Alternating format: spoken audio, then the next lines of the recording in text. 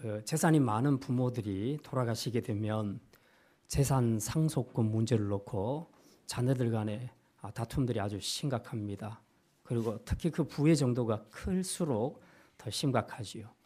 여러 계열사를 거느리고 있는 큰 기업체 회장이 돌아가시게 되면 이제 이들 자녀들 간의 싸움은 훨씬 더 치열해집니다. 누가 어떤 회사, 어떤 계열 회사를 이어받게 될 것인가 굉장히 중요하죠.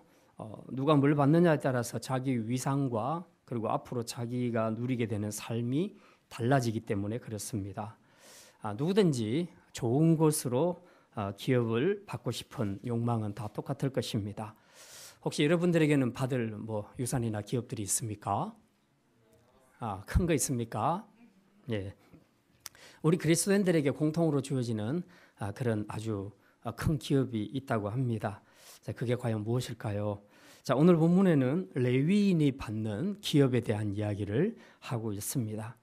레위 지파가 받은 기업은 뭘까? 그리고 왜 그들은 그런 기업을 받았을까? 그들의 존재 의미는 무엇일까?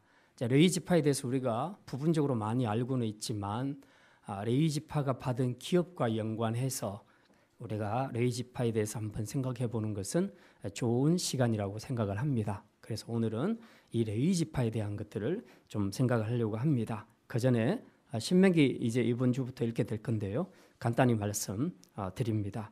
신명기라는 말 뜻은 그 말씀들 하는 뜻입니다. 있는 대로 번역하면 그 말씀들. 이걸 구체적으로 풀면 계명을 자세하게 풀어주는 책. 계명을 자세하게 풀어주는 책.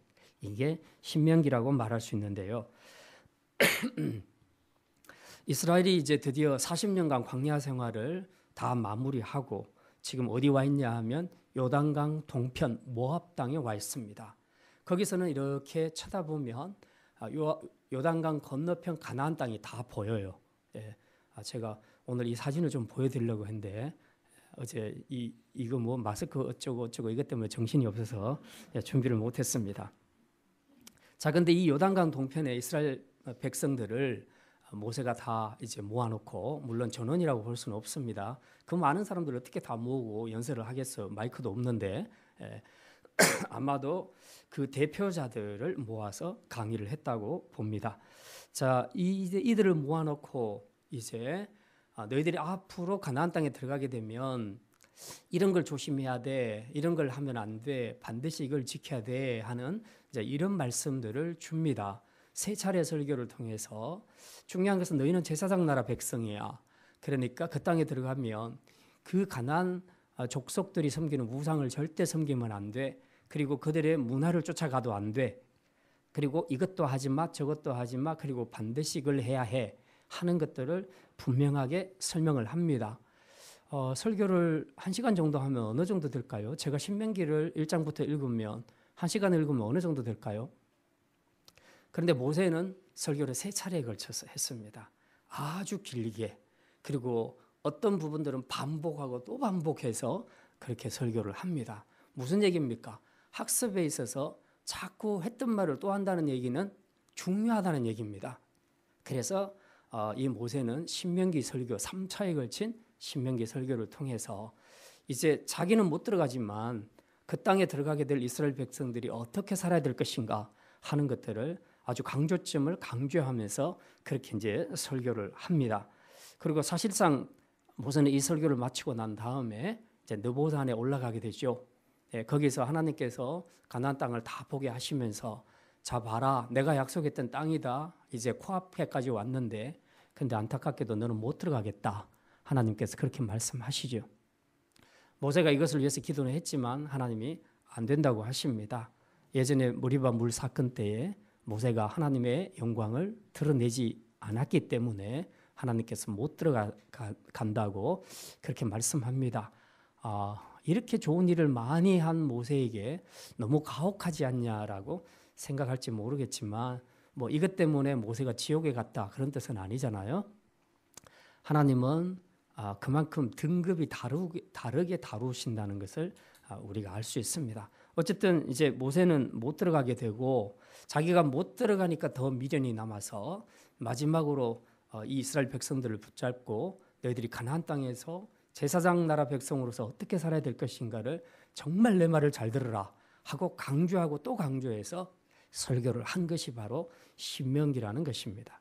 여러분이 신명기를 읽으실 때는 이제 모세가 그 당시에 설교하는 것을 연상하면서 지금 내가 설교 듣고 있다.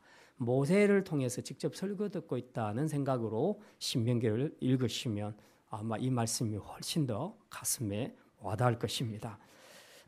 자, 근데 오늘 우리가 읽었던 내용 딱 신명기에서는 2절만 읽었습니다. 10장 8절과 9절만 읽었는데요.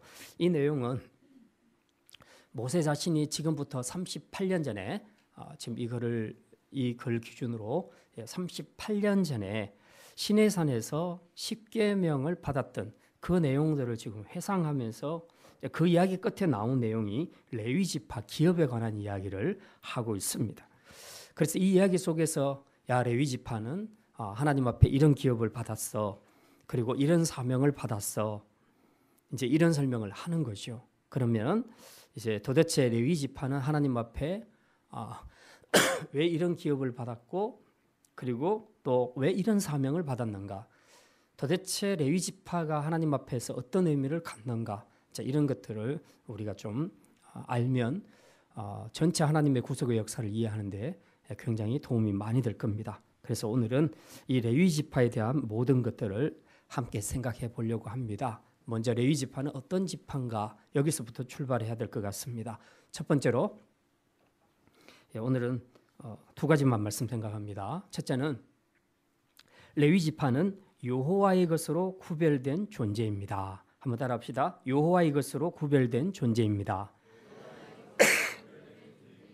예, 10장 다시 넘기시고요. 거기 표시해 두십시오. 민수기는 10장으로 다시 내려갑니다. 신명기 원래 본문 10장 8절입니다. 8절 같이 읽겠습니다. 그때에 여호와께서 레위 지파를 구별하여 섬기며 또 여호와의 이름으로 축복하게 하셨으니 그 일은 오늘까지 이르느니라. 예. 자, 그리고 아까 우리 민수기 8장 17절부터 18절까지 읽었습니다. 자, 민수기 8장 17절, 18절. 이건 제가 읽겠습니다. 여러분이 한번 보십시오. 민수기 8장 17절, 18절입니다. 이스라엘 자손 중에 처음 태어난 것은 사람이든지 짐승이든지 다 내게 속하였음은 내가 애굽 땅에서 모든 처음 태어난 자를 치던 날에 그들을 내게 구별하였음이라. 이러므로 내가 이스라엘 자손 중 모든 처음 태어난 자 대신 레위인을 취하였느니라. 그리고 민수기 3장 45절에 보면 레위인을 향해서 너는 내 것이라 하나님께서 그렇게 말씀합니다. 자, 이제 이 세 구절들을 우리가 종합해서 생각을 해보면 이런 겁니다. 처음 태어난 장자, 모든 장자를 하나님께서 내 것이라고 말씀하신 그 근거를 어디에 두고 있냐 하면 아까 말씀하신 대로 출애굽 때 10번째 재앙 때 장자가 죽는 재앙이 있었습니다. 그때에 애굽의 모든 장자들은 예외 없이 다 죽었습니다. 그런데 이스라엘의 장자들만은 살아남았죠. 어떻게? 어린 양을 지시한 대로 어린 양을 잡아서 먹고 그리고 그 피를 문설주에 발랐습니다. 그래서 죽음의 사자가 넘어가면서 이 피를 보고 그냥 넘어가는 거죠. 넘어간다 해서 유월절이라고 그렇게 말씀드렸습니다. 바로 이 사건을 통해서 살아남은 이스라엘의 장자들, 그 장자들을 하나님께서 내 거라고 말씀합니다. 너는 원래 죽었어야 돼. 그런데 내가 유월절 어린 양 그 피 때문에 너희를 살려둔 거야. 그러니까 너희들은 죽은 목숨인데 살려줬으니 너희들은 내 거야. 하나님이 이렇게 말씀하시는 겁니다. 자, 그래놓고 이스라엘의 모든 지파와 관계없이 각 집안의 장자들을 다 내 것이라고 그렇게 하셨지만 실제적으로 하나님의 구속의 사역을 이루어가는 데 있어서는 그것보다는 이들을 대신할 수 있는 한 지파를 집어서 그들을 내 것으로 삼는 것이 좋겠다 생각을 하신 겁니다. 그래서 선택한 지파가 레위 지파입니다. 그래서 이스라엘 백성들의 수와 레위 지파들의 수를 맞추어서 이제 거기에 버금가게 해서 레위 지파를 선택을 하셨는데 그 숫자가 모자라는 부분은 어떻게 했다 그랬습니까? 우리 민수기 성경께서 했었죠. 속전을 내게 하죠. 그 차이가 나는 수만큼은 속전을 내게 합니다. 그러니까 정리하면 출애굽 사건 10번째 재앙으로 인해 하나님은 살아남은 이스라엘 장자를 내 것이라고 했지만 실제로 하나님의 사역을 이루어갈 때 있어서는 이들을 대신할 수 있는 대체하는 한 지파를 하나님이 설정을 하셨다는 겁니다. 그게 바로 레위 지파라는 겁니다. 그래서 이제부터는 레위 지파를 너는 내 거다라고 하나님께서 말씀합니다. 자, 그러면 이제 내 거라고 말씀하실 때 그 의미는 무엇인가? 구별해서 드렸다 하는 그 의미는 무엇인가 하는 겁니다. 내 거다 했으니까 하나님은 거룩하십니다. 레위기 주제는 내가 거룩하니 너희도 거룩하라 하는 것이 레위기 주제인데요. 이 주제를 놓고 생각한다면 거룩하신 하나님께서 너는 내 거다 했을 때에 오염된 것, 더러운 것으로 자기 것으로 삼고 싶으시겠습니까? 그렇지는 않겠죠. 그래서 너 내 거니까 내가 거룩한 것처럼 너희도 거룩해야 돼. 그래서 그들이 특별히 다른 지파들보다 더 거룩하게 살기를 원하셨고, 그리고 직무를 맡기실 때도 더 거룩한 직무를 맡기셨다는 겁니다. 이게 하나님이 레위 지파를 구별하셨다, 혹은 너는 내 거다 하는 의미라는 것이죠. 이제 이 시대에 우리하고 이게 무슨 관계가 있는가? 우리도 이 시대에 제사장으로, 제사장은 다 레위 족속 아닙니까? 이 시대의 레위인으로 제사장으로 부름을 받았습니다. 분명히 그렇게 말씀하시죠. 너희는 왕 같은 제사장이요 그의 소유된 백성이라, 그렇게 말합니다. 두 가지가 다 나오죠. 우리는 제사장이라는 거 밝혀주고 있고, 신약에서도 우리는 그분의 소유다라고, 그냥 그분의 것이다라고 분명히 밝혀주고 있습니다. 그래서 우리가 그분의 것이니까 이제 우리가 어떻게 살 것인가를 생각할 때에도 똑같죠. 레위인에게 적용했던 거하고 똑같이 적용하는 겁니다. 하나님이 거룩하시니 그분의 소유된 우리도 마땅히 그분을 닮은 삶을 살아야 한다 하는 교훈을 우리는 이 레위기에서 가져와야 하는 것입니다. 이건 레위인의 것이니까 신약시대 나하고는 아무 관계없어, 그런 것이 아니라는 거예요. 우리 모두는 다 레위인이요 제사장으로 부름받았습니다. 우리 모두는 다 주님의 것인 줄 믿으시기를 바랍니다. 그래서 우리는 레위인과 똑같은 이런 의식을 가지고 살아야 한다 하는 것을 보여줍니다. 어떤 사람들은 우리가 주님의 것이다 라는 이 표현에 되게 좀 기분이 안 좋아합니다. 왜 내 거는 내 거지, 왜 내가 주님의 것이냐. 자, 이렇게 해서 조금 기분 상하고 자존심 상해하는 그런 분들이 있는데, 오히려 이거는 굉장히 영광스럽게 생각을 해야 합니다. 보통 이제 이 젊은 연인들 간에도 이런 용어를 많이 쓰죠. 넌 내 거야, 그리고 난 네 거야. 이제 이런 표현들을 많이 씁니다. 어른들이 봤을 때는 참 싸가지 없는 말 한다 이렇게 생각할지 몰라도, 사실 표현은 그래도 이들이 표현하는 이 표현 안에는 굉장히 중요한 의미가 담겨져 있습니다. 넌 내 거고 내가 네 거다 하는 얘기는 우리 둘 사이에는 제3자가 끼어들 수 없고, 너와 나는 확실하게 서로가 서로에게 소속된 완전한 연합체야 하는 의미를 가지고 있는 겁니다. 그러니까 의미로 봤을 때는 이 젊은이들이 굉장한 진리를 지금 통찰해 내고 있는 것이죠. 어른들도 이 표현 많이 쓰시기를 바랍니다. 그래서 사랑해 사랑해 하는 것보다 넌 내 거야 이렇게 한번 해보세요. 잘못하면 딱이 맞을 수도 있습니다. 자, 이렇게 해서 이제 우리가 하나님의 것이라고 이렇게 표현된다는 것에 대해서는 기분 나빠하거나 자존심 상해할 필요가 없다. 오히려 너무 감사할 일이다. 왜? 나같이 더럽고 추한 죄인이 감히 거룩하신 하나님께서 나를 향해서 넌 내 거야 라고 얘기하신다면 이건 정말 감사한 일이 아니냐 하는 거죠. 너무 영광스러운 일이라는 겁니다. 그런 의미에서 레위 지파도 참 특별한 것이고, 그리고 우리도 이렇게 하나님이 넌 내 거야 라고 하신 그런 존재이니까 우리가 얼마나 특별한 존재인가, 얼마나 그분에게 사랑받는 존재인가 하는 것들을 우리가 알 수 있습니다. 그래서 우리는 하나님의 것이 되었으니 이제 어떻게 살 것인가, 마땅히 하나님의 소유답게 하나님처럼 하나님을 닮아서 거룩하게 살아야 한다 하는 것이 레위 지파에게 주어진 삶의 정신이다 하는 것을 우리가 분명히 깨달아야 합니다. 자, 근데 하나님은 레위 지파를 이렇게 구별하여 부르실 뿐만 아니라 또 그들에게 구별하여 특별한 사명도 직무도 주셨다는 겁니다. 무슨 미션을 주셨는가? 우리가 아까 신명기 10장 8절을 읽었는데요. 다시 한 번만 읽겠습니다. 신명기 10장 8절 다시 읽습니다. 그때 여호와께서 레위 지파를 구별하여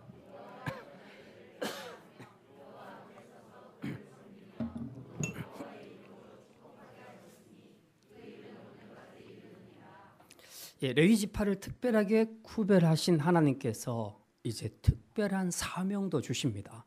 여기 보니까 8절 안에 레위 지파가 지켜야 될 세 가지 사명이 주어져 있습니다. 그 첫 번째가 언약궤를 매는 것이고, 두 번째는 여호와 앞에 서서 섬기는 것이고, 세 번째는 여호와의 이름으로 축복하는 것이다. 이렇게 말합니다. 이게 이제 레위인, 특히 그 레위 제사장들에게 주어진 미션입니다. 직무입니다. 이 세 가지를 행하라는 거죠. 왜? 이 세 가지는 아무나 할 수 없는 일이라는 겁니다. 자, 그러면 첫 번째 봅시다. 언약궤를 매는 이 사명, 이 직무. 이건 도대체 무슨 의미가 있냐? 이거는 레위 자손 중에 고핫 자손이 이제 맺는데요. 언약궤는 하나님의 임재의 상징입니다. 그러니까 이 레위 지파가 언약궤를 메고 갔다는 것은 하나님을 모시고 갔다는 얘기입니다. 하나님을 모시고 움직였다 하는 그런 의미가 있습니다. 그러니 하나님을 모시고 보좌하고 가니 그들의 마음이 어떻겠습니까? 그 엄청난 경외감을 느꼈을 겁니다. 우리가 무슨 대통령을 보좌하거나 또 그를 보좌하는 그런 직무만 행해도 그들 마음속에 얼마나 두렵고 떨림이 있겠습니까? 대통령 앞에서 실수해서는 안 되는데, 대통령을 모시고 가다가 또 무슨 불의의 사고가 생기면 안 되는데, 막 이런 여러 가지들을 생각할 때에 마음속에 긴장과 두려움이 있게 마련이지요. 근데 하물며 거룩하신 하나님, 죄인이 감히 그 옆에 설 수도 없고 가까이 할 수도 없는 그 하나님을 지금 직접 메고 간다는 겁니다. 언약궤를 메고 간다고 생각했을 때에 그들 마음이 어떻겠는가? 어디 소풍 가듯이 그렇게 편안한 마음으로 갈 수 있겠어요? 그건 힘들죠. 지금 바로 이 언약궤에 하나님이 계신다고 생각하면 정말 두렵고 떨릴 겁니다. 그 거룩하신 분을 생각할 때 그 경외감은 그냥 저절로 나올 수밖에 없는 그런 상황이라는 거죠. 예. 그래서 이 언약궤를 매는 직분은 아무나 할 수가 없었다. 오직 구별된 레위 지파만 할 수 있었다는 겁니다. 가나안 땅에 들어갈 때 그 이동하는 경로를 이제 우리 민수기를 통해서도 많이 배웠지만은 그 가는 대열에서 맨 앞에 서는 것이 누굽니까? 언약궤예요, 언약궤. 언약궤를 매는 제사장들이 맨 앞에 가는 겁니다. 그러니까 하나님이 모든 이스라엘을 이끌고 지금 가시는 거예요. 이동할 때는 제일 앞에 가시는 거예요. 그리고 천막, 장막을 칠 때는 맨 가운데 센터에 자리 잡죠. 그리고 다시 출발할 때는 맨 앞에서 출발하십니다. 하나님이 인도하신다는 뜻이에요. 그런데 그 인도하시는 하나님이 너무 거룩하신 분이기 때문에 그분을 보좌하고 언약궤를 메고 가는 제사장들의 입장에서는 두렵고 떨리고 항상 경외감으로 넘쳐났을 거라는 겁니다. 예, 바로 이거죠. 이걸 누구에게 맡기겠는가? 보통 지파에게는 못 맡긴다. 하나님께서 거룩하게 구별하신 레위 지파에게만 이걸 맡기겠다 하는 것입니다. 두 번째 보니까 8절에 여호와 앞에 서서 그를 섬기는 일을 했다. 이게 뭡니까? 하나님이 계시는 성전 안에 들어가서 레위 자손 제사장들이 각종 제사를 드리는 일에 봉사했다는 것을 의미합니다. 사실 죄인은 거룩하신 하나님이 계신 곳에 못 들어가요. 근데 제사장들만은 들어가는데 제사장들도 뭘로 들어갑니까? 어린 양의 피를 뿌리고 그 피로 속죄함을 입고 정결하게 해서 들어가는 겁니다. 어쨌든 그렇게 해서라도 들어갈 수 있는 특권은 제사장들밖에 없었다는 거죠. 일반 시민은 절대로 불가능합니다. 못 들어갑니다. 바로 이런 거죠. 이런 거룩한 직무를 누가 맡을 수 있겠는가? 역시 구별해서 택한 레위 지파밖에 없다는 것입니다. 세 번째로 레위 자손이 하는 일이 8절에 보니까 여호와의 이름으로 축복하는 일이었다는 겁니다. 하나님의 이름으로 백성들에게 축도하는 것, 축복기도 하는 것은 제사장의 고유 권한이었습니다. 이게 민수기 6장 24절부터 나오는데요. 거기에 제사장의 축도가 나오죠. 이런 내용이 나옵니다. 여호와는 내게 복을 주시고 너를 지키시기를 원하며 여호와는 그의 얼굴을 내게 비추사 은혜 베푸시기를 원하며 여호와는 그 얼굴을 내게로 향하여 드사 평강 주시기를 원하노라. 이게 제사장들이 백성들에게 해줬던 축도. 요즘에 목사님들이 축도하는 것보다 훨씬 더 권위가 있다고 볼 수 있죠. 이 축도를 한 겁니다. 이렇게 제사장들이 백성을 위해서 축도를 하게 되면 하나님께서 그 축도를 들으시고 실제로 그 내용대로 하나님께서 이스라엘에게 복을 주신다 하는 것입니다. 그러니까 레위 자손이 맡았던 이 세 가지 직무를 보게 되면 어느 하나도 거룩하지 않은 것이 없고 중요하지 않은 것이 없습니다. 하나님과 밀접한 관계가 있는 사역들입니다. 그래서 이 직분을 다른 지파가 아닌 레위 지파에게만 맡기셨다 하는 것을 우리가 알 수 있습니다. 자, 근데 이제 이 직무와 축복이 오늘 신약 시대 레위인 제사장 된 우리에게도 똑같이 요구된다 하는 것을 또한 우리에게 말씀하고 있습니다. 자, 지금은 우리가 어떤 방식으로 하나님의 성전에 나아갑니까? 예전에는 아무도 못 들어갔는데 구약 시대는, 지금은 우리가 당당하게 들어가죠. 예수님 십자가 사건으로 성소의 휘장이 찢어졌습니다. 성소와 지성소 사이에 커튼이 있었는데 그것이 찢어졌어요. 그래서 찢어졌다는 얘기는 이제 누구나 들어가도 된다는 얘기입니다. 그래서 저와 여러분은 만인 제사장, 우리 스스로가 제사장이 되어서 그냥 들어가는 겁니다.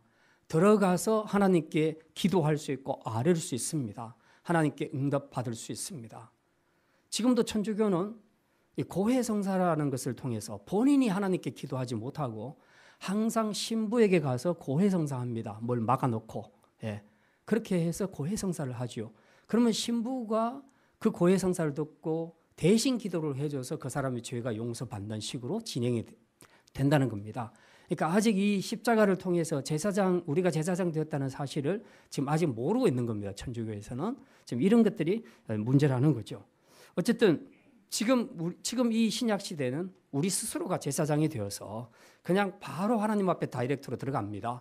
그리고 그 하나님 앞에 여러분이 아뢰을 수도 있고 기도할 수도 있고 말씀을 들을 수도 있습니다. 이게 바로 우리가 제사장 되었다는 의미입니다. 그리고 또 우리 믿는 부모들에게는 우리 자녀들을 위해서 축복 기도할 수 있는 그런 권한을 주셨습니다. 무슨 말입니까? 하나님께서 우리에게 자녀들을 위탁하셨잖아요. 내 대신 너희가 키워라 하고 맡겨주셨잖아요. 그러니까 맡겨주실 때는 그냥 애만 봐 하고 도우미로 부른 것이 아니라는 거예요. 우리에게 거기에 필요한 확실한 권한을 주셨다는 겁니다. 그 많은 권한과 의무들이 있는데 그 권한 중에 하나가 뭐냐? 축복 기도할 수 있는 권한을 주셨다. 그래서 부모에게는 신약시대 제사장으로 세우셨다는 것입니다. 그래서 제사장 된 우리 부모들이 자녀들을 안고 그렇게 축복 기도하는 것은 굉장히 중요한 의미가 있다는 거죠. 여러분이 정말 여러분의 자녀들이 잘 되시기를 원한다면 어릴 적부터 여러분의 자녀들을 안고 여러분의 자녀들의 머리에 손을 얹고 기도하시기를 바랍니다. 축복의 기도를 하십시오.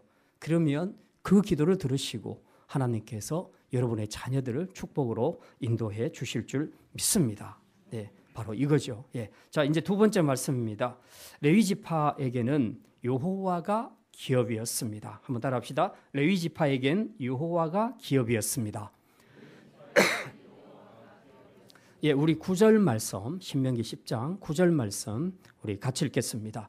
그러므로 레위는 그의 형제 중에 분깃이 없으며 기업이 없고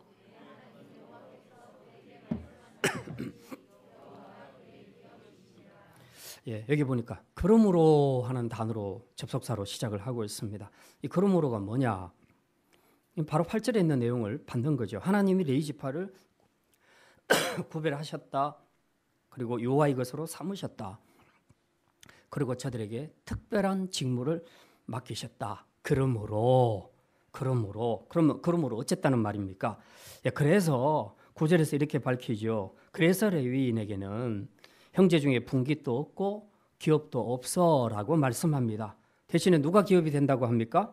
여호와가 기업이 된다라고 그렇게 말씀합니다. 자, 그러면 다른 지파는 어떻습니까? 다른 지파는 어떤 걸 기업으로 받습니까?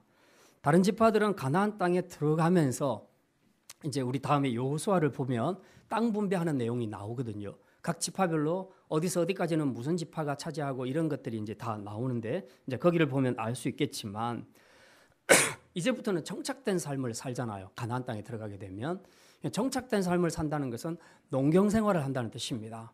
이제는 이동할 필요가 없다는 거예요. 그냥 그 자리에서 농사를 짓고 산다는 의미입니다. 그러니까 농사를 짓는 데 있어서 필수적인 것은 뭡니까? 땅입니다. 땅. 예, 논, 밭 이런 것들이 있어야 돼요. 그래서 하나님께서 다른 지파들에게는 땅을 분깃으로 기업으로 주셨다는 것입니다. 사실 그동안 출애굽한 이스라엘 백성들은 광야 40년 생활 동안 농경 생활을 해본 적이 없어요. 농사를 지어본 적이 없습니다. 예. 농사는 가나안 땅에 들어온 이후부터 농사를 짓기를 시작했습니다. 농사를 짓기 시작했으니까 농사도 짓고 그리고 목축도 하고 그리고 항상 이동해서 잠을 잤는데 천막도 필요 없고 그냥 자기들이 지은 집에서 우리가 지금 사는 것처럼 안정을 누리며 살 수 있었다는 겁니다. 이게 특히 그 자기 손으로 농사를 짓게 되었다는 거, 이것에 대해서 굉장히 감격해 할 수 있죠. 근데 이제 이게 정말 꼭 좋은 것인가? 물론 좋은 것이긴 한데 꼭 좋은 의미만 있는가 생각해 볼 필요가 있습니다. 가만히 생각해 보면 사실 농사 지을 땅이 없었을 때, 즉 광야 생활을 할 때는 농사의 수고를 한 적이 없어요. 이스라엘 백성들이. 그냥 하나님이 만나를 주시고 고기 먹고 싶다 하면 메추라기를 주시고 그래서 그냥 그거 걷어서 먹으면 되는 거예요. 노동의 수고를 한 적이 없었다는 것입니다.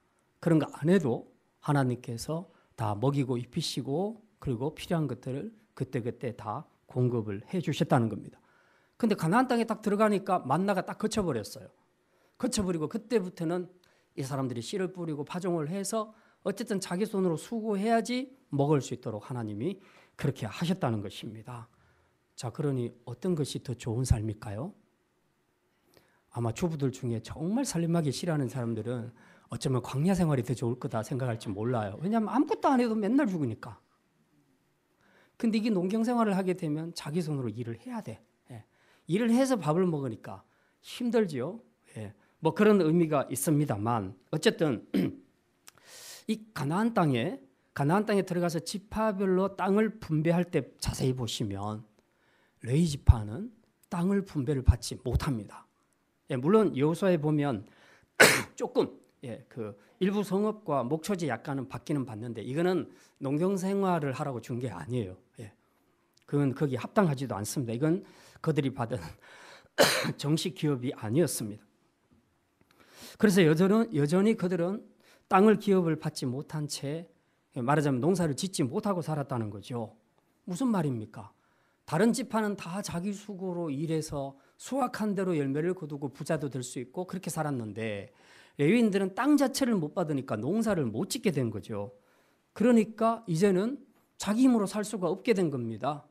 예. 자기 힘으로 사는 것이 레위인들에게는 허락이 안 됐다는 거예요. 하나님 앞에서. 예. 결국 이들의 삶은 광야 생활할 때에 하나님께서 먹이시고 입혀주셨던 것처럼 가나안 땅에 들어와서조차도 레위 지파만큼은 자기 힘으로 먹고 살 수 없는 그런 존재가 되었다. 그러면 어떻게 해야 되냐? 이 모든 것을 공급하시는 그 하나님을 의지해야 되는 것이죠. 그래서 땅을 주지 않았다는 것은 하늘의 하나님만 바라보라는 뜻입니다. 적어도 레위 지파에게는 내가 너희에게 땅을 주지 않았으니 땅에 소망을 두지 마라. 땅에 모든 에너지를 쏟지 마라. 하늘의 하나님을 바라보라. 바로 이것이 레위 지파에게만 주신 독특한 메시지였다 하는 것을 우리가 알 수 있습니다. 이 8절에 보면 그때에 여호와께서 레위 지파를 구별하셨다 그렇게 말하는데 그때가 언제냐 하는 건데요. 아론이 죽기 훨씬 이전에 그 출애굽 2년 겨우 2년 차 2년 2월을 가리킵니다. 그때 뭐 하던 때입니까? 출애굽 2년 2월에 성막이 완성된 때입니다. 이때 하나님께서는 헌신한 레위인들을 그때부터 하나님이 구별하셨습니다. 그래서 너는 언약궤를 메고 너는 성전에 들어가서 하나님 앞에 예배하는 일을 돕고 그리고 제사장들은 백성들에게 축복 기도하는 이런 거룩한 사명을 감당하라 하나님께서 그렇게 하셨습니다. 그리고 이후에 가나안 땅에 들어가서도 이 원칙은 철저하게 지켜졌고 그래서 하나님은 레위 지파에게는 땅을 전혀 주지 않았습니다. 그럼 레위 지파에게 땅은 어떤 의미가 있는가 하는 거죠. 레위 지파에게 있어서 땅은 소유 개념이 아니고 소명이었습니다. 다시 말해서 레위 지파에게 있어서 땅이란 것은 하나님을 섬기기 위한 하나님을 섬기는 일을 하기 위한 터전이었지 사유하는 재산이 아니었다는 것입니다. 이게 바로 레위인에게 있어서 땅의 의미라는 것입니다. 그런데 지금 레위인이요 제사장이 된 우리에게도 땅은 동일한 의미를 주고 있습니다. 사실 이 메시지는 성경 전체를 통해서 계속 흐르고 있습니다. 땅이란 것은 지금 많은 사람들이 관심을 갖고 있는 부동산이라는 것은 특별히 땅, 집 말고 땅이라는 것은 우리 인간이 영원히 자기의 소유로 가져야 될 그런 소유 개념이 아니라는 겁니다. 하나님이 우리의 생존에 터로 우리에게 허락하셨고 우리가 하나님의 사명을 이룰 수 있도록 일을 하기 위한 터전으로 주신 소명이라는 것입니다. 그러니까 땅이 없으면 내가 아무것도 아니다, 거지다 하는 그런 생각을 가지는 것은 성경적인 생각이 아니라는 것입니다. 하나님이 레위인에게 땅을 주시지 않은 것은 땅이 아닌 하나님만 바라보라는 거죠. 땅 위에서 수고하는 것, 육신의 수고, 세상적인 수고가 아니라 하나님이 직접 자기 백성을, 자기 일꾼을 먹이시고 입히신다는 것입니다. 그래서 레위인에게 땅이라는 것은 의미가 없었다는 거예요. 그냥 하나님을 섬기기 위한 일의 터전에 불과했고 그것이 소명의 자리였지 사유함으로써 내가 돈벌이하는 그런 수단이 아니었다는 겁니다. 이런 정신들이 지금도 계속 내려오고 있는데 지금 자본주의 사회는 전부 이게 지금 제일 큰 병폐라는 거죠. 계속 부동산으로 돈을 벌죠. 땅 사는 사람이 또 벌고 그 돈 갖고 또 벌고 계속 삽니다. 그러니까 집 없는 사람들은 나중에 살 공간이 없어지게 되고 월세도 올라가고 전세도 올라가고 계속 이렇게 가는 겁니다. 프롤레타리아 혁명이 이래서 일어난 거예요. 그래서 우리는 조심해야 됩니다. 저는 사회주의나 공산주의를 이야기하는 게 아니에요. 성경은 희년제도를 우리에게 말하고 있어요. 50년 되면 종들 다 보내라 그랬습니다. 땅도 다 돌려주라고 했습니다. 원상복귀하라는 거예요. 우리가 신정국가가 아니니까 우리는 해당 사항이 없다 그게 아니에요. 사실은. 신정국가의 모델 그 정신은 지금도 우리에게 흐르고 있습니다. 그런데 지금 이 정신을 생각하지 못하는 많은 위정자들, 많은 나라들이 소위 자본주의라는 그 틀 안에 갖춰놓고 모든 것이 자유라는 이름으로 한 사람이 온 땅을 다 차지해도 관계없도록 지금 법이 이렇게 가고 있다는 거죠. 이건 굉장히 심각한 문제입니다. 우리 기독교인들이 정치를 하게 될 때는 이런 토지 공개명은 공개념은 정말 필요하다고 생각합니다. 이건 정말 성경적인 문제입니다. 자, 어쨌든 하나님께서는 레위인들에게 땅을 주지 않았습니다. 그리고 대신에 너는 땅 보지 말고 땅에 힘쓰지 말고 나를 바라보라. 내가 너에게 맡겨준 그 미션, 그 거룩한 사명만 잘 감당하라. 그렇게 말씀합니다. 그러면서 먹는 거 걱정하지 마. 내가 다 줄 거야. 하나님이 그렇게 말씀합니다. 근데 실제로 어떻게 하나님이 레위인들을 먹이십니까? 나머지 11지파들이 하나님께 낸 11조를 가지고 이제 여호와의 성전을 섬기는 일을 하게 하고 또 섬겼던 제사장들, 레위인들에게 그 몫을 주는 방식으로 진행이 됐습니다. 11조도 하나님의 것이고 레위지파도 하나님의 것입니다. 그래서 하나님은 자신에게 들어온 10분의 1은 내 것이라 했으니까 이 성도들이 이 백성들이 낸 이 11조를 받아서 내 거니까 이제 내 거라고 생각한 레위 지파에게 네가 먹어. 네가 오직 나만을 위해서 여호와의 종교를 위해서 이 거룩한 직무를 감당했으니까 내가 이제 너를 이걸로 먹일 거야 라고 하나님이 레위인들에게 주시는 것입니다. 그러니까 실제로 흐르는 통로를 보게 되면 남은 11지파의 11조로 레위 지파가 사는 거죠. 모양새는. 그러나 분명히 다릅니다. 의미는 이스라엘 백성들은 10의 1은 확실하게 하나님의 것으로 바쳐드렸고 하나님은 그걸 자기 것으로 받으셔서 다시 자기 일만 하는 여호와를 위해서 섬기는 레위 지파에게 그 11조를 가지고 생활할 수 있도록 하셨다. 그런 말씀입니다. 바로 이 방식이 여호와의 종교가 서는 방식이었고 이 방식이 레위인이 생존하는 근거였다. 그래서 여호와가 레위인에게 기업이다 하는 것을 말하고 있습니다. 그러니 여호와가 기업이 되었으니 레위인에게 기업이 되었으니 레위인에게 무슨 다른 기업이 또 필요하겠느냐, 무슨 땅이 또 필요하겠느냐는 거죠. 만약 레위인들에게도 하나님께서 똑같이 땅을 분배해서 농사 지으라고 땅을 주셨다면 어떻게 됐을까요? 레인들은 아마도 농사 짓는 일에 신경 많이 썼을 겁니다. 땅을 줬는데 가만히 놀려놓겠어요. 그렇게 되면 당연히 하나님을 섬기는 일에 소홀해질 수밖에 없습니다. 그래서 하나님은 레위인들이 아무리 시간이 남아도 할 일이 별로 없어도 우리 보면 제사장도 그 반차가 있잖아요. 그 반차를 따라서 우리로 말하자면 당번제로 제사장을 하잖아요. 그러니까 남는 시간에는 말하자면 여유 시간인 겁니다.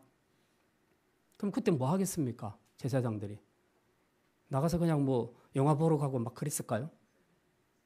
시간이 남아도 남는 시간이 아니에요. 그 시간에 하나님의 율법을 묵상하고 그 말씀을 가르치는 일을 하도록 하신 것입니다. 레위 지파에게는 여유 시간조차도 절대로 세상적인 것을 관심을 갖지 못하도록 하셨다는 겁니다. 철저하게 하나님과 그 성전을 위해서 여호와의 종교를 위해서만 헌신하도록 하나님이 그렇게 하셨다는 것입니다. 그래서 그렇게 한 결과로 너희는 세상에서 농사도 안 짓고 장사도 못했으니까 그래도 너 뭐가 되지 않냐? 내 거 줄게. 11지파가 받은 11조를 가지고 레위인들을 먹여 살리신 것이죠. 이런 구약의 의미로 본다면 지금의 현대 목회자들의 삶을 보면 좀 의아한 부분들이 있습니다. 지금의 목회자들이 하는 일이 구약의 레위인과 좀 비슷하다고 본다면 그렇다면 목회자도 세상 직업이 아닌 오직 하나님 나라를 위해서만 일을 해야 하는데 외국 같은 경우는 거의 투잡입니다. 제가 알기로. 그래서 목사하면서 주중에 나가서 자기 먹고 살기 위해서도 일을 해요. 그런데 우리나라는 그렇지 않았어요. 그런데 지금은 우리나라도 그런 추세가 열리고 있습니다. 그건 왜 그러냐면 큰 교회, 안정된 교회 목사는 관계없는데 어려운 교회 목사들은 생계가 안 되는 거예요. 그러니까 먹고 살기 위해서 주중에 알바로 나가는 겁니다. 어떤 분들은 운전도 하고 그것도 안 되는 사람들은 그 노가다 현장에 가서 일도 하고 그렇게 하는 목사님들이 있습니다. 참 가슴 아픈 일이죠. 왜 하나님의 일에만 집중하라고 했는데 그렇게 될 수밖에 없는가 하는 겁니다. 이게 오늘의 현상, 특별히 현대의 현상이 아니에요. 예전에도 이런 일들이 많았습니다. 성경 안에도. 우리가 잘 아는 것처럼 사사기 때 보면 레위인들이 얼마나 탈선하는 것이 많이 보이죠. 그 미가의 제사장 그런 것들을 보면 잘 드러나죠. 성전을 지키고 성전을 섬겨야 할 제사장 레위인들이 이것저것 떠돌아다니면서 뭐 이상한 어떤 한 가정의 제사장이 되는 그걸로 알바해서 먹고 사는 이런 비참한 생활을 했다는 겁니다. 심지어는 세상의 직업을 구해서 나가는 레위인들도 꽤 많았다는 것이죠. 사사기 때도 그렇고 느헤미야 때도 그렇고 말라기 때도 그렇고 공통적인 이런 현상들이 있는 겁니다. 왜 이런 일이 생기는가? 일단 종교 지도자들, 종교가 타락을 했고요. 그리고 거기에 편성해서 백성들도 우상 숭배하면서 타락하면서 점점 하나님의 성전에 대한 열심이 없어져 버린 겁니다. 말하자면 믿음이 다 떨어져 버린 거예요. 그러니 11조 하겠어요?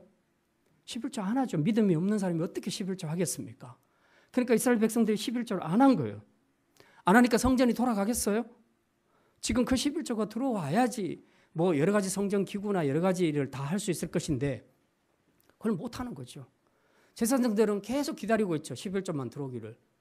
그걸로 목회도 해야 되고 성전을 운영해야 되는데 안 되는 거죠. 그렇게 하니까 어떻게 됩니까? 이게 장시간 길어지니까 그 사람들도 사람인데 별 수 있습니까? 나가는 거죠. 박차고 사표 내고 나가는 겁니다. 나 이제 목사 안 해. 나 제사장 안 해. 그러고 나가는 겁니다. 나가서 그냥 알바도 하고 노가다도 하고 세상 직업도 가지고 그렇게 사는 것이죠. 결국 누구 책임이냐 하는 겁니다. 그래서 하나님께서 이 백성들에게 11조 문제를 그렇게 강조를 하셨던 것입니다. 헌금 많이 받으려고 하는 것이 아니었다는 거예요.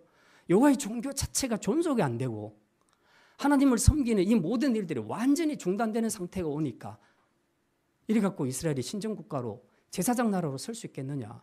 제사장 나라에서 제사장이 할 일이 없어졌으니 제사장이 못 먹고 사니 이렇게 해서 어떻게 제사장 나라를 세워갈 수 있겠느냐.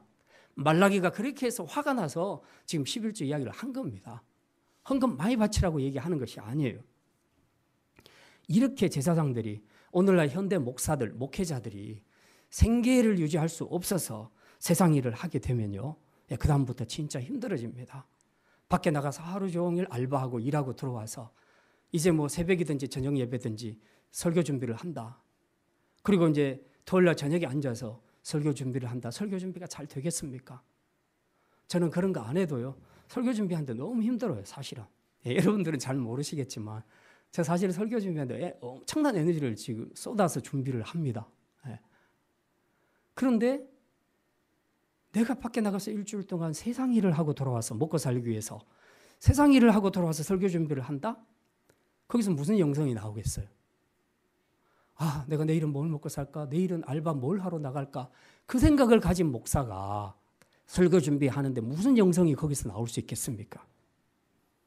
그러니까 설교 질이 떨어질 수밖에 없어요. 영성이 팍팍 떨어집니다. 그런 설교를 누가 듣냐? 성도들이 다 듣는 겁니다. 그러니까 성도들이 설교를 들어도 하나도 뭐가 없어요. 은혜가 없는 겁니다. 왜? 목사에게서 영성이 이미 떨어져 버렸어요. 결국은 마지막 손해는 누구냐? 성도들이 손해보는 겁니다. 제사장들이 그렇게 타락하니까 결국 손해를 누가 봤냐? 이스라엘 백성들이 손해본 겁니다. 서로 물고 물리는 관계죠. 그래서 기본적으로 11조를 하는 것은 구약시대 백성들에게는 가장 기본적인 것이었다. 나의 어떠함과 관계없이 하나님의 종교가 전속되고 제사장 나라가 서가기 위해서는 이건 기본적인 것이다 하는 것을 분명히 말하고 있습니다. 어쨌든 레위는 이런 이유를 막론하고 세상이 자기의 기업이 되어서는 안 된다는 것을 말합니다. 그래서 하나님이 땅을 주시지 않은 거예요. 그들의 기업은 오직 여호와 한 분이어야 한다. 그래서 레위인의 사명은 죽든지 살든지 하나님만 바라보며 죽든지 살든지 하나님의 일만 하는 것, 그것이 바로 레위인의 사명이었다는 것입니다. 아, 이건 목사님 이야기야. 그게 아니고요. 이제 저와 여러분은 이 신약시대 레위인으로 왕같은 제사장으로 하나님의 소유로 부르심 받은 줄 믿으시기를 바랍니다. 그렇다면 이제 여러분에게 다시 묻습니다. 여러분의 기업은 무엇입니까?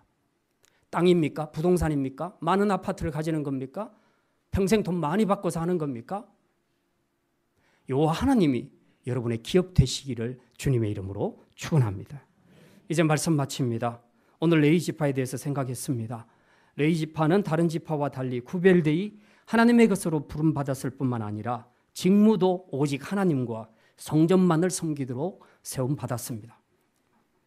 두 번째로 레위 지파는 다른 지파와 달리 세상 기업, 땅이 아니라 여호와 하나님 자신이 그들의 영원한 기업이 되어 주셨습니다. 이제 이 시대의 레위인으로 왕같은 제사장으로 그의 소유로 부름받은 우리 성도들도 이제 동일하게 우리가 어디에 집중하며 살아야 할 것인가, 그리고 우리의 진짜 기업은 어디에 있는가 하는 것들을 다시 한번 생각하면서 이 세상 썩어질 것, 사라지다가 없어질 그런 것들을 우리의 기업으로 삼지 말고 우리의 영원한 생명 되시고 복의 근원이 되시는 바로 그 하나님을 여러분의 기업으로 삼으셔서 이제 레위인이 누렸던 모든 영적인 육적인 축복을 이 땅에서도 풍성하게 누리며 살아가는 성도들이 다 되시기를 주님의 이름으로 축원합니다. 기도합니다. 하나님, 우리는 하나님이 이 세상 가운데서 특별히 구별하여 세우신 레위인이요 왕같은 제사장이요 그의 소유된 백성이라는 사실을 깨닫고 이제 우리를 주의 것으로 부르신 그분의 뜻을 따라 그분만을 위해 자신을 드리며 살아가는 성도들 되게 하여 주시옵소서. 또한 우리의 기업이 세상 땅이나 부동산이나 세상에 썩어질 것, 있다가 사라질 것들이 아니라 오직 영원한 생명 되시며 복의 근원이 되시는 바로 그분이 우리의 기업임을 알고 이제 주님 부르시는 그날까지 우리의 영원한 기업 되시는 그 주님과 함께 동행하며 그분의 영광을 위해서 살아가는 복된 성도들 되게 하여 주시옵소서. 감사드리며 이 모든 말씀 우리 주 예수 그리스도의 이름으로 기도드립니다.